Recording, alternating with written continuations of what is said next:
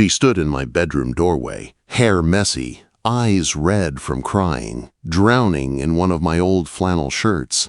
Her voice was small but clear when she asked, "Is there space left in your bed?" I was already sitting on the edge of the mattress, trying to give her room, trying to pretend my own heart was not beating out of my chest. "For you," I said, meeting her eyes, "there is always space." She let out a breath that shook, like her ribs had been locked all night. That moment did not start in my bedroom. It started 3 hours earlier with a sound I knew too well. A scared knock that did not belong in the hallway of our old brick apartment building in Phoenix. It was August, the kind of heat that made the pavement shimmer. My AC was running steady. The game was on low in the background. I was sanding the edge of a maple coffee table in my living room, trying to hit a deadline for a client. Then I heard it, 3 short knocks on my door. Not angry, not casual, sharp, hesitant, like someone was afraid of both knocking and not knocking at the same time. I wiped sawdust off my hands and opened the door. It was Lily from 3A. She lived 1 floor below me, across the courtyard. We saw each other in the parking lot and by the mailboxes. Blonde hair always pulled into a loose bun, oversized canvas bag, paint on her fingers more often than not. She worked from home as a graphic designer. I knew that much. I also knew she had a new ex who called too much and listened too little. Right now, she did not look like the girl who laughed at my old truck and called it vintage. She looked like she had seen a ghost. Her cheeks were wet. Her hands were shaking. There was a thin cut on her lip where she had bitten down too hard. "Ethan," she said, "can I come in for a minute?" "Yeah," I said at once, stepping back. "Of course. Come in." She rushed past me like she expected someone to grab her from behind. I locked the door. Deadbolt, chain, both. I did it slow so she could see my hands on the lock. She watched me, eyes on the metal sliding into place. Only when it clicked did her shoulders drop half an inch. "What happened?" I asked. She wrapped her arms around herself, like she was trying to hold all the pieces in. "He came by," she said softly, "her ex. I did not need a name." "Did he touch you?" I asked, already feeling heat rise in my chest that had nothing to do with the weather. "No," she said, shaking her head. "Not this time." He just pounded on my door and shouted. He kept saying the same thing, that I ruined his life, that nobody else will ever know me the way he does, that I belong with him. Same script, different night. She tried to smile and failed. "I called the non-emergency line," she added. "Again, they said they would make a note." Again. Her voice cracked on that last word. I had heard some of it from my window. I had heard a man's voice in the courtyard. I had heard the shuffle of feet, the scrape of tires when a car pulled away. I had not liked the sound of it, but I also knew you could not storm into a fight you did not understand. There was a line between being helpful and making things worse. Right now, that line felt thin as a string. "Did he get into your place?" I asked. She shook her head. "I did not open the door," she said, "but I can feel the walls when he hits it. I know the sound of his fist. My hand starts shaking before he even knocks. I can hear my own heartbeat. I can smell his cologne under the door. It feels like he is in the room even when he is not." She swallowed. "And after he leaves," she whispered, "I walk around and check every lock 12 times. I check the oven. I check the windows. Then I sit on my bed and stare at the door. I tell myself I am strong and independent, and I do not need anyone. But my body does not care. It acts like I am still in his house." She looked up at me with a small, helpless laugh. "I am so tired," she said. Something inside my chest twisted. I wanted to fix it the way I fixed loose hinges and crooked shelves. Tighten a screw, add a brace, measure twice, cut once. People did not work that way, but doors did. "Do you feel safe in your unit right now?" I asked. Her eyes filled again. "No," she said, one word that hurt to hear. "Okay," I said. Calm, slow, like I was talking myself through a cut on a board. You are staying here tonight. She stepped back. I do not want to be a problem, she said fast. You have work in the morning. And your space. And your life. I am just the girl from 3A who talks about coffee beans and asks to borrow a hammer. I can buy more hammers, I said. I cannot buy another you. Her eyes widened a little at that. She looked away. Lily, I said, you are not a problem. You are my neighbor. You knocked on my door. That is enough. She wiped her cheeks with the heel of her hand, then laughed once, weak but real. You really mean that? She whispered. Yes, I said. I showed her the deadbolt again. The chain. The fact that my window looked over the parking lot, not the street. The fact that my phone was on the counter, not buried in cushions. Sit, I said, pointing to the couch. I am making tea. You look more like a coffee guy, she said, voice a little lighter. I am, I said. But my sister forced me to keep chamomile in the cabinet for emergencies. She was right. Quote, I moved around the kitchen, filling the kettle, setting mugs on the counter. My hands were steady. The motions were simple. Water, heat, tea bag, honey. I saw her eyes follow me, like she was counting each step. We sat on the couch. She wrapped both hands around the mug like it was a small light in a dark room. Tell me what would make tonight feel safer, I said. She stared into the steam. In my head, she said slowly, the safest thing would be to leave town and never come back. Change my number, change my name, start over. She shrugged one shoulder. In reality, she went on, I have a lease, a job, clients who pay me on time. A therapist who knows the whole story. I have friends, but they all live across town. By the time I drove to any of them, I would have talked myself out of asking for help. So here I am. Her bare foot rubbed back and forth on the rug, grounding herself. I know I cannot sleep down there alone, she said. I know that much. Not after tonight. Not after he said he knows where my spare key is and smiled like he was telling a joke. Quote, her hand clenched around the mug. I can give you the couch, I said. I have extra blankets. I can sleep on the floor. It is not fancy, but it is safe, and you will hear me if anything happens. She shook her head slowly. That is not what my nervous system needs, she said with a sad little smile. I know how that sounds. Then tell me what it does need, I said. She set the mug down. Her fingers twisted in the hem of the flannel shirt she had thrown over her tank top. Her eyes met mine. There was fear there, but also something like trust. I need to not be alone, she said. Not tonight. She took a breath that shook. Is there space left in your bed? She asked. Because I do not think I can close my eyes unless I know there is somebody right there who will wake up if I say their name. Her face flushed. Her chin lifted like she dared me to judge her. Her gaze did not flick down my chest. It flicked toward the locked door, then back to my eyes, waiting. I could feel the line between us. Neighbor, friend, man, woman, trauma, care. I did not let my mind go anywhere it should not. I kept my voice level. For you, I said, standing, there is always space. I grabbed a clean t-shirt and sweatpants from my dresser and put them on the end of the bed for her. You get the wall side? I said. Top of the covers. I will stay on my side. I will not touch you unless you ask, or unless there is an emergency. You can change in the bathroom.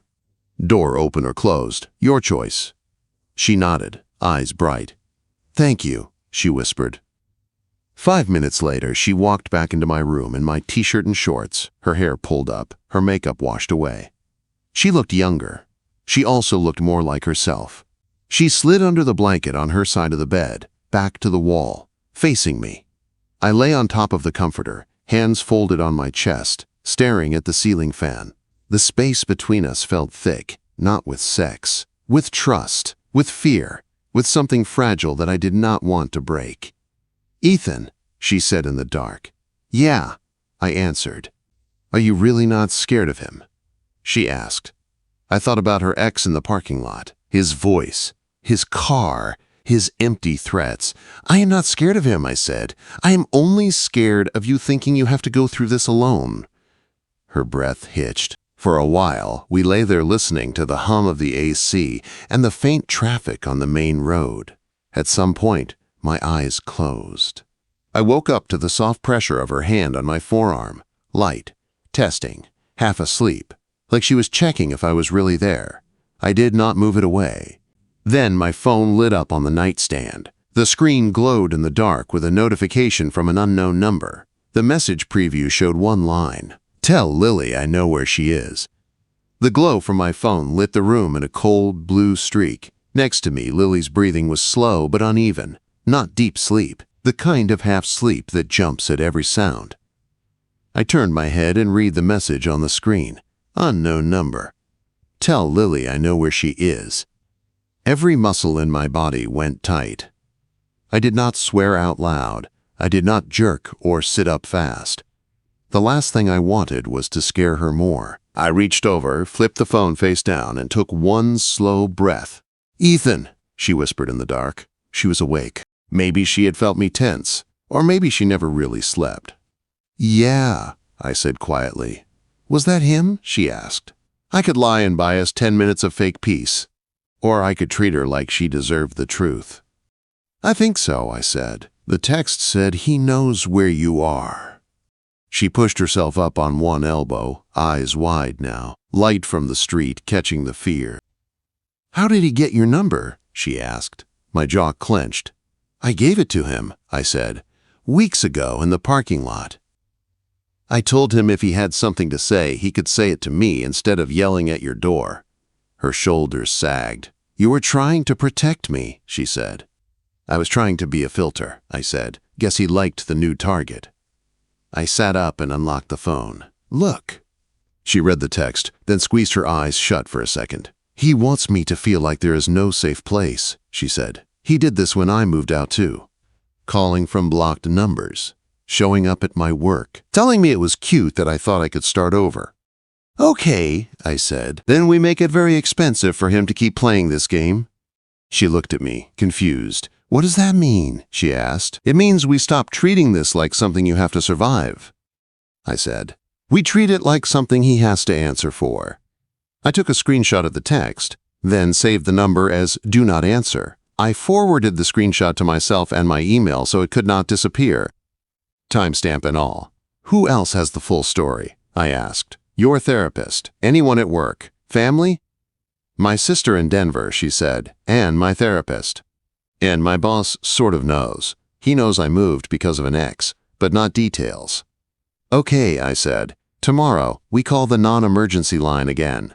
We tell them he has your address, my number, and that you have a record of calls and texts. We ask what we need to start a report. If they drag their feet, we go higher. You should not fight alone with notes on your phone." Her throat worked as she swallowed. "You sound like you have done this before," she said. "Not this," I said, "but I have dealt with guys like him on job sites. Men who think rules are for other people. Only thing they listen to is cost, fines, records, losing access." She stared at the text again. "Can I give you something weird?" she asked. "Sure," I said. "I am scared," she said, "and somehow I feel less scared now that he sent you that. Is that twisted?" "No," I said. "Right now, this is not just in your head. It is written down. It is proof. Proof can be used." She let out a shaky breath and lay back down, turning to face me across the small gap. "Will you sleep at all?" she asked. "A little," I said. "Enough." Her hand found my forearm again. This time she did it while awake. Her fingers curled around the muscle lightly. "Okay," she said. "I will try again." It took a long time for her breathing to even out. I lay there in the dark, counting the seconds between each soft inhale, listening for any sound outside the window.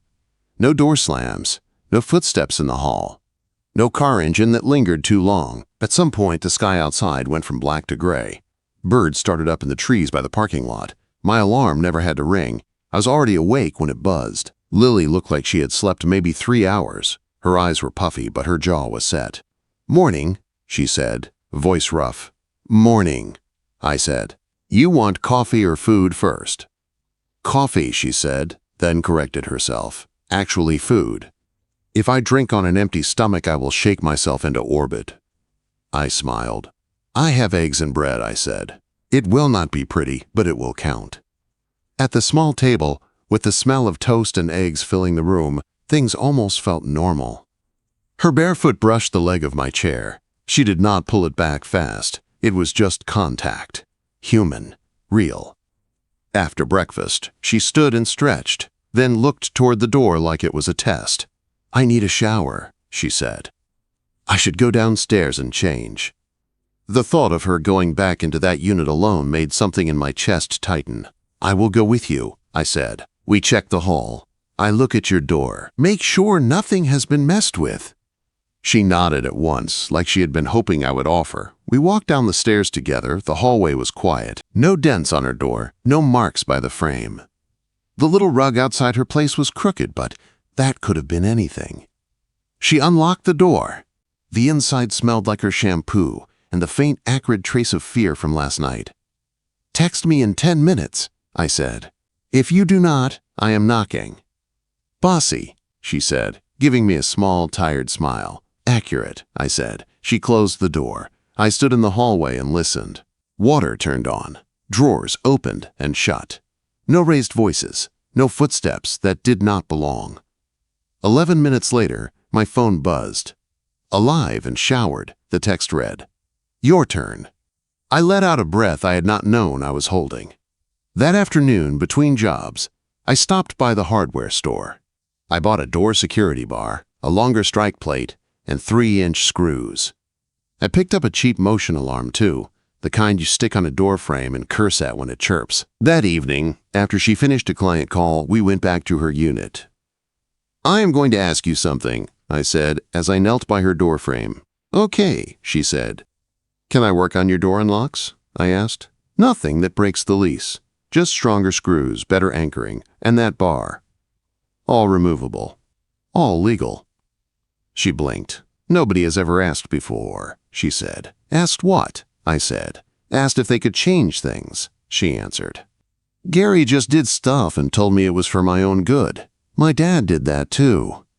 I sat back on my heels. I will not touch anything in your space without your yes, I said. If you do not like what I put up, I will take it down. No lecture attached. She held my gaze for a long second, then nodded. Do it, she said. Please. I reinforced the strike plate with long screws that bit deep into the frame. I tightened the hinge screws. I showed her the difference by pushing on the door. See? I said. Before, if he kicked low near the lock, the small screws would rip out. Now they have to go through real wood. It buys time. Most people give up when things get hard. Not him, she said softly. Then we give you more time, I said. We set the security bar at night height. I stuck the motion alarm at the top, where it would beep when the door opened. I know it is ugly, I said. I like ugly if it keeps me alive, she said. We stood in the doorway for a moment, looking at the hall. What about you? She asked suddenly. He texted you. What if he shows up here instead? That is my problem, I said. She frowned. Wrong, she said. If he goes after you because of me, that is our problem. Something warm moved through my chest at that word. We are going to the station Monday, she said. Not the non-emergency line, the actual building. I want this on record. Good, I said. I will drive. That night, she knocked again around 9:30. She was in soft shorts and a big hoodie, hair damp from another shower. She held a small bag with a toothbrush and phone charger. Is the offer for space in your bed still on the table? She asked. For you, I said, stepping aside, there is always space. Quote. She smiled, small but real. Same rules, I said once we were in my room. You get the wall, top of the covers, no contact unless you ask. You can wake me up any time, no apology needed. She climbed in and pulled the blanket to her chin. Ethan, she said in the dark. Yeah, I said. If this becomes a thing, she said, like if I sleep here more often than I sleep in my own bed for a while, is that okay with you? I thought about my quiet life, my half-built projects, my empty evenings. The way her laugh made the room feel less tired. Yes, I said. I want you safe more than I want my routine. She was quiet for a moment. I will pay for half your coffee for the rest of your life, she said. That is a dangerous promise, I said. She laughed into the pillow. The sound was softer than her scared laugh, but it was there. We drifted off. It was almost 3 in the morning when the first loud bang hit her door downstairs. I woke up in one breath, heart slamming, before the bang came again. He was back.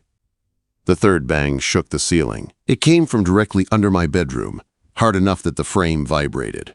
A second later, the muffled shout followed, the sound pushing up through the floor. "Lily, open the door!" Her whole body jolted beside me. She sat straight up, eyes huge in the dark, hand clamping on my forearm. "That is him," she whispered. I was already moving. "Do not get up," I said. "Stay here." Another blow hit her door. The sound was ugly. Fist or foot, I could not tell, but it was full force. "Lily," he yelled again. "I know you are in there." She was shaking now. I could feel it through the mattress. "Ethan," she said, her voice thin. "He will not stop. He never stops." I grabbed my phone and crossed the room in 3 strides. I hit record on the camera and pointed it at the floor so it would catch the sound, the time, the shouting. Then I dialed 911. The dispatcher answered on the second ring. Calm, practiced. 911, what is your emergency? "This is Ethan Cole," I said, keeping my voice level. "I live at Ridgeview Apartments, Building C, Unit 5C in Phoenix. My downstairs neighbor has an ex-boyfriend at her door. He is pounding and yelling her name. She has a history of harassment from him, and we have threatening texts from earlier tonight. We need officers." The dispatcher asked for details. Name, address, whether he had a weapon. I told her what I knew and what I did not. "He is downstairs at Unit 3A, I said. "We are upstairs in 5C. We are safe right now. Doors locked. We are not going down there."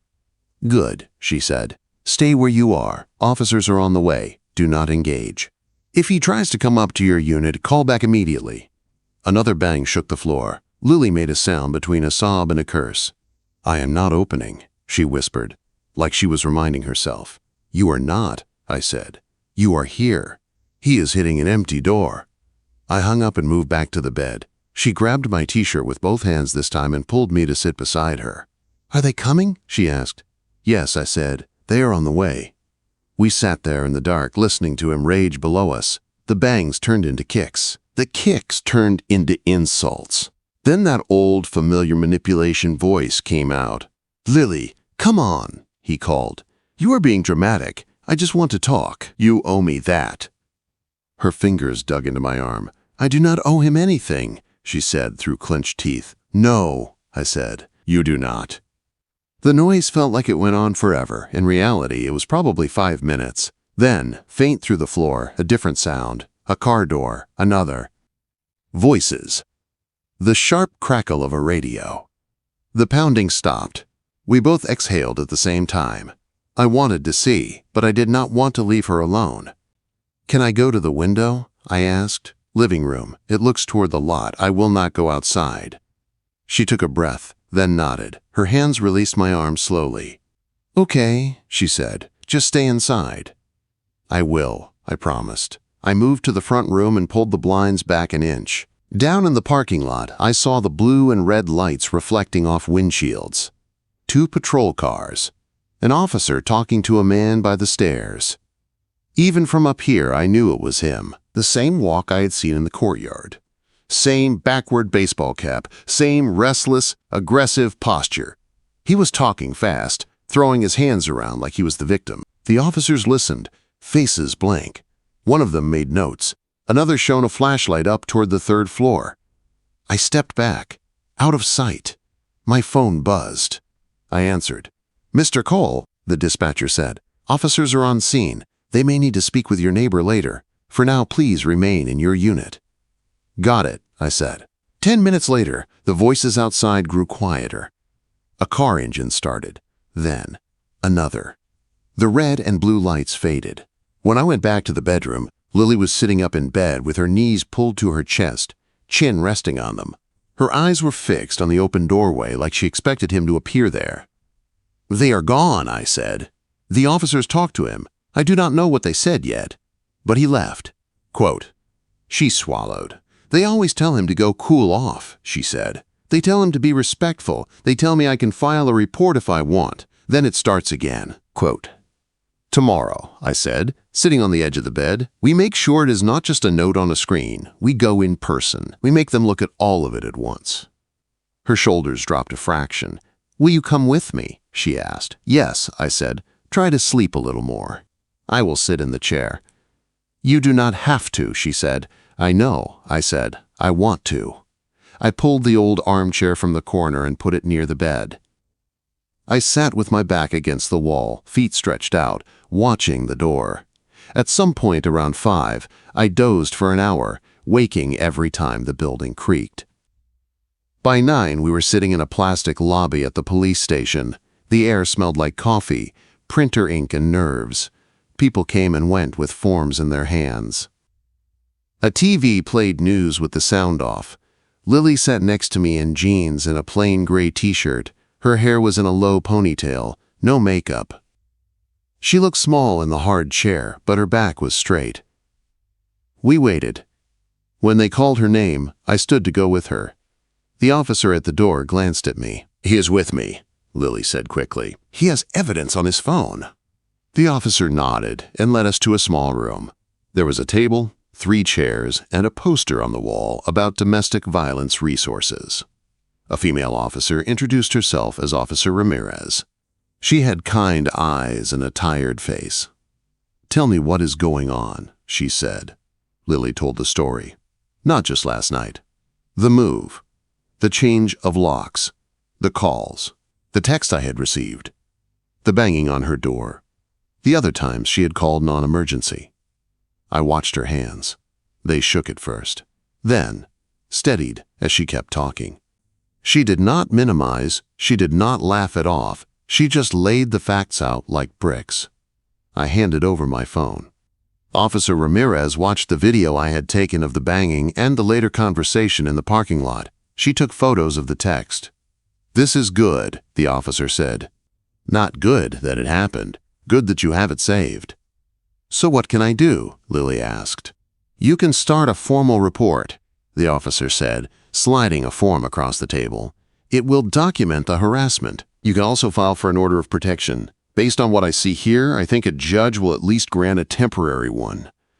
"Will it stop him?" Lily asked. "It will not change who he is," the officer said honestly. "But it gives us more power to act if he comes near you again. It moves this from annoying X to Y, violating a court order. Cal." Lily took the pen. Her hand hovered over the page. Then she started to write. Watching her sign her name on that form felt bigger than any signature I had ever watched on a contract. It was like she was choosing herself. When we walked out into the bright sun, she blinked hard. "I feel like I ran a marathon sitting down," she said. "You did," I said. "You did the hard part." She slipped her sunglasses on. We stood on the sidewalk for a second, the heat wrapping around us. "You know what scares me?" she said. "Not just him. The idea that you are in this now, that he could decide to go after you because you did not stay out of it." "He already did," I said. "He texted me. He hit your door under my feet. He came into my world when he scared you." She looked at me sharply. "You could still step back," she said. "You could say you helped enough. You could say this is messy. Nobody would blame you." "I would," I said. She frowned. "Why does this matter so much to you?" she asked. "I could dodge." I could make a joke. I did neither. "Because I like you," I said simply. "Because for months I have watched you carry groceries up 3 flights of stairs and still hold the door for other people. Because I have heard you laugh with kids in the courtyard and then walk back into your place alone. Because I could tell you were trying to stay small to take up less space in the world, and I hated it." Her lips parted. "Ethan," she said softly. "I am not helping you because I want something back," I added. "I am helping you because that is what you do when you care about someone. You put your body between them and the hit." She looked away for a moment. When she turned back, her eyes were wet. "I do not know what I can give you," she said. "When my nervous system is a mess and I jump at loud noises. When I might have to move if this goes bad. I do not know how to promise anything right now." "I am not asking for promises," I said. "I am asking to stay." That is it." She nodded once, like a knot inside her had loosened a notch. That night, she came up at 9 again, no bag this time. Just her and her phone and the way she leaned against my doorframe like it was the only thing holding her up.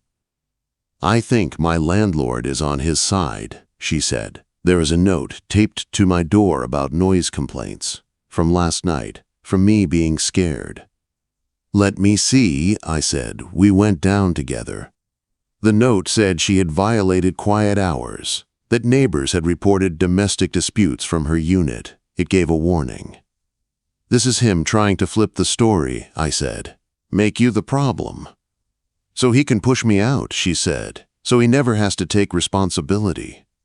She laughed once, harsh. "I picked this place because it felt solid," she said. "Old brick.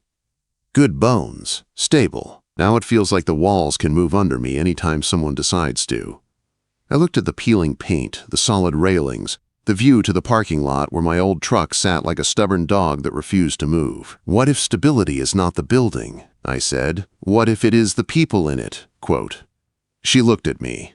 "In my head," she said slowly, "the only place I felt safe last night was in your bed.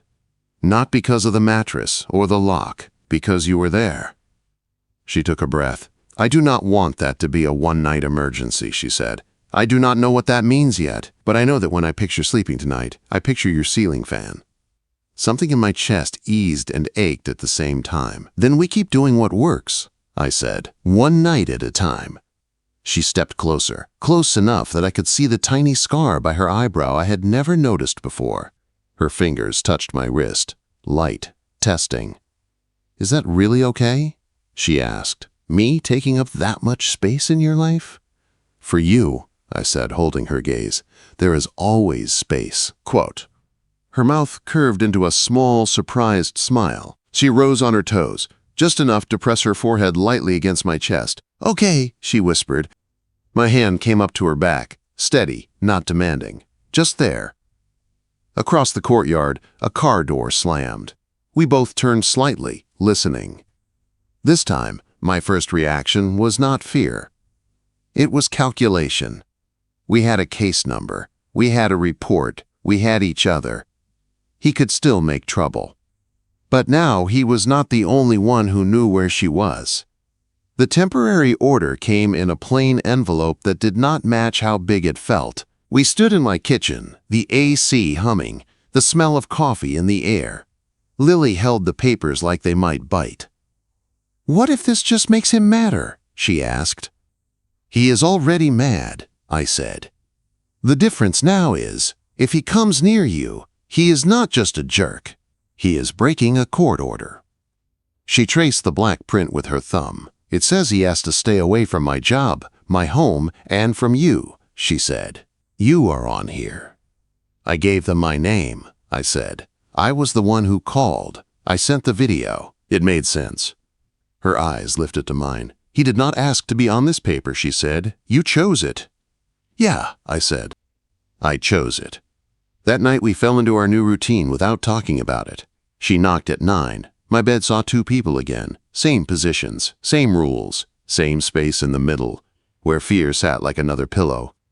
Only this time, when she reached for my arm in the dark, she did it with a small, soft sound, like relief instead of panic. A week went by. No banging on her door. No texts. No surprise cars in the lot. The quiet did not feel peaceful at first. It felt like waiting. I kept working my jobs. I hung cabinets, built shelves, sanded tabletops. Sawdust clung to my hair. My hands ached by the end of the day. Every evening I came home to find a new little proof of Lily in my space. One night it was a sketch taped to my fridge, my old truck, detailed and somehow kind. Another night it was a small plant on the windowsill. "Your place needs something alive that is not you," she said. She spent her days designing logos and layouts on my dining table because my unit was quieter. We sat in companionable silence, laptops open, saw on pause, music low. Sometimes we forgot to be scared. Then the landlord pushed. I came home from a job on a Tuesday to find Lily sitting on my couch, a folded letter in her hand. Her jaw was tight. "What happened?" I asked. She held up the paper. 30-day notice, she said. "They are not renewing my lease. No reason listed. Just, owner has chosen not to extend." Quote. I took the letter and read it. "It is legal," I said. "They can refuse to renew without cause. But after everything, it is a choice." "He wants me gone," she said, first through fear, now through paper. Her shoulders tensed. "I feel like my whole life is built on sand," she said. "Like every time I think I have a floor under me, someone pulls it up." I set the letter down on the table. "Then we find you a new floor," I said. "I cannot afford a bigger place alone," she said. "Not in a safer building, not with my student loans and everything else." Quote. "You will not be alone," I said. She looked at me like she was trying to read a blueprint behind my eyes. "Are you offering to move in with me?" she asked. I took a breath. "I am offering to move with you," I said, "to a place where he does not know the unit number, where the walls are ours, where the door is one we choose together. If you want that." She stared at me for a long moment. "What if I am a mess for a while?" she asked. "What if some nights I wake you up because I heard a car door? What if I cry when I smell his cologne on some stranger in the grocery aisle?" "Then that is what we deal with," I said. "One door slam, one smell, one night at a time. I do not need you to be easy. I just need you to be real." Her eyes filled, but she did not look away. "You really see this as a long haul?" she asked. "I did not put my name on that order as a hobby," I said. She laughed through a tear. "You talk about feelings like you talk about wood," she said. "Direct." No extra words. "Wood does not like lies," I said. "Neither do you." She looked down at her hands. When she looked back up, something in her had settled. "Okay," she said, "then we look, together." We spent the next 2 weeks touring apartments. Some were too clean in a way that felt fake. Some smelled like cigarettes. One had the perfect light and a sink that leaked when I tapped it. Lily let me test locks and peer at breaker boxes. I let her stand in the middle of rooms with her eyes closed to see if she could breathe there. The one we chose was on the second floor of a small building in a quieter part of town. The door was solid. The windows faced trees instead of parking lots. The rent was a stretch, but with both our incomes, it worked. The day we signed the lease, the office smelled like fresh paint and copier ink. The manager handed us each a pen. I watched Lily write her name on the line that said tenant. Then she slid the paper to me. Under my name in smaller print, the form had a second blank. "County tenant," it said. I wrote my name slowly. ETHANCOLE. When we walked outside, Lily stood on the walkway and looked up at the new building. "My ex used to tell me I was lucky he took care of everything," she said. "He said I could not handle life alone." She looked at the paper in her hand. "I am not alone," she said. "But this time, nobody is taking this choice away from me. Not him, not even you." "Good," I said. "This does not mean we have to rush anything," she added. "We can take it slow. We can be whatever we are ready to be. But I want you there. In the space. In the life." My chest felt tight and full at the same time. "I want that too," I said. 3 weeks later, boxes filled my old place. My truck made more trips than it had in years. On the last night in my Phoenix apartment, before we turned in the keys, Lily stood in my bedroom doorway, looking at the empty bed frame I had built. "That first night," she said softly, "when I asked if there was space, I felt like I was asking to be forgiven for existing." "You were asking not to be alone," I said. "That is different." She walked across the room, stopped in front of me, and reached up with both hands. "This time," she said, "I am not asking out of panic. I am asking because I want you there." Her palms rested on my chest. I could feel the fast, steady beat of my own heart under her hands. "Is there still space in your bed?" she asked. "In your new one. In our new one." For the first time, she said, "our," without flinching. I smiled, slow and sure. "For you," I said, leaning in. "There is always space." She kissed me then, not a desperate kiss, not a please save me kiss, a clear, chosen one. Her fingers curled into my shirt. My hand found the back of her neck, gentle, guiding, not controlling. When we broke apart, our foreheads rested together. "We should go," she said, whispering. "We have a new place to set up." Our new apartment felt like possibility and paint fumes. The first night there, we set the bed frame up together. I bolted the corners while she held the headboard. We put the mattress down. We argued about which side the lamp should go on and laughed at how serious we sounded. When it was finally done, we stood at the foot of the bed and just looked at it. "No old fights soaked into the walls," she said. "No memories of doors slamming. Just fresh air." "And a lock we chose," I said. We brushed our teeth side by side in a small bathroom, bumping elbows, grinning like idiots in the mirror. In the dark, she climbed into the bed and slid to the wall side out of habit. I lay down next to her and felt the new weight of us in the mattress. "Ethan," she said. "Yeah," I answered. "I am happy," she said. The words sounded almost strange in her mouth, like she was trying them on. I reached for her hand. It met mine halfway without hesitation. "You earned it," I said. She moved closer until her head rested on my shoulder, her body fitting along mine like she had finally stopped trying to take up less space.